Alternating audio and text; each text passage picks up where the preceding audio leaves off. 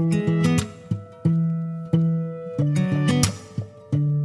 Lapid, a former TV host and acclaimed journalist who founded the centrist Yesh Atid party, and in his first jump into national politics a few years ago, became the second largest party in the Knesset.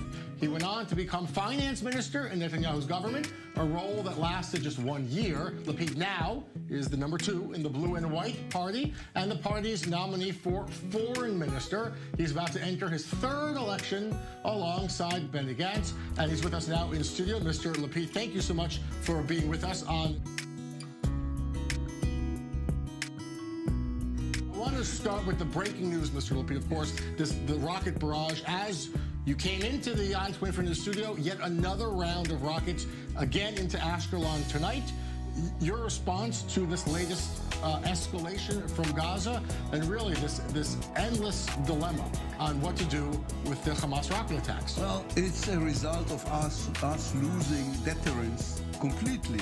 What we need to do is hit them and hit them as hard as possible. Everyone says that. Yeah, we did it. I mean, I was a cabinet member. Benny Gantz was the commander-in-chief in 2014 during this protective edge operation. We hit them as hard as we should have hit them. And what happened was 3.5 years of almost complete silence. And we should have used this period of time in order to get some sort of a long-term arrangement in Gaza, including all the things they talk about in cabinet these days, like the artificial island opposite the Gaza shore, or the industrial park zone in the northern part of the Strip. You talk about silence. There was silence in the air, but Hamas was still digging terror tunnels into Israel. I mean, it was quiet maybe because there weren't rocket attacks like we're seeing now, but Hamas certainly was continuing terror activity. After Hamas was hit as hard as it was during the protective edge operation, led by Benny Gantz, there was a window of opportunity to change and to demilitarize Gaza. They did nothing.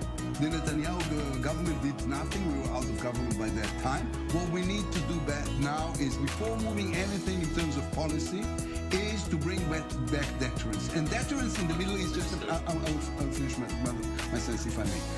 Deterrence in the Middle East is being brought back only on one way, which is by force, and a lot of force. There's no other language, there's no other vocabulary the Middle East understands. So if you will win the elections, what you will do on day 1 is a big operation in Gaza. That's your bottom line. Well, bringing back deterrence has to do with, the toolbox is large, but yes, we will bring back deterrence by force. That's the only way to bring back deterrence. A lot of force. Much more than Netanyahu is doing these days. Yes. And nobody understands. So you suggest the public in Israel a war? We suggest... You're going to conquer Gaza? We suggest everything should be on the table. Hamas must understand. Hamas is a terror organization. The only language they speak is the language of force and terror.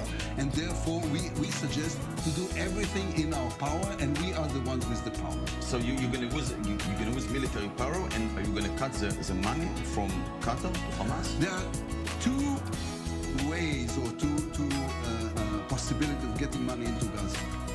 The one is the money coming from Hamas. It was published yesterday from Qatar.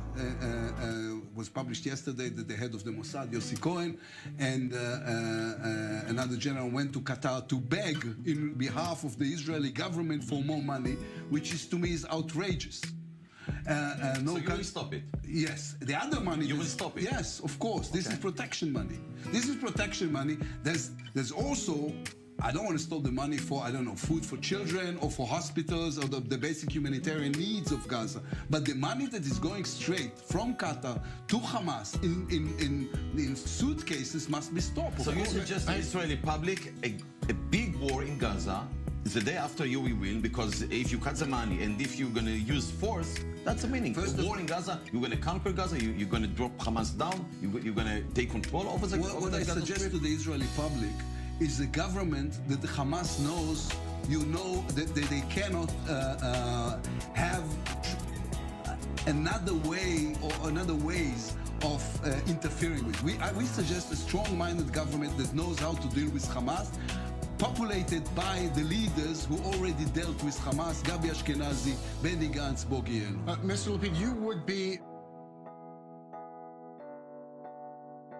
About international issues, we saw today the anti-Semitic festival in Belgium once again. How do you see this issue? I mean, it's horrible. It's juicy, just horrible to see the pictures. It is disgusting and unspeakable. I have, just before coming here, I finished a long and very angry conversation with the Belgian ambassador, including, I told him, if there's a possibility of press charges in Belgium, I will do it myself as an Israeli politician, but not only, also as the son of a Holocaust survivor. This is no, they try to say, it's just ridiculous, it's just being ridiculous, it's a carnival, it's not a carnival. These are anti-Semites, and we should treat them as such, and I understand, I didn't see the wording yet, I understand that the Prime Minister, the Belgian Prime Minister said something about it. I hope they denounced it as strongly as possible.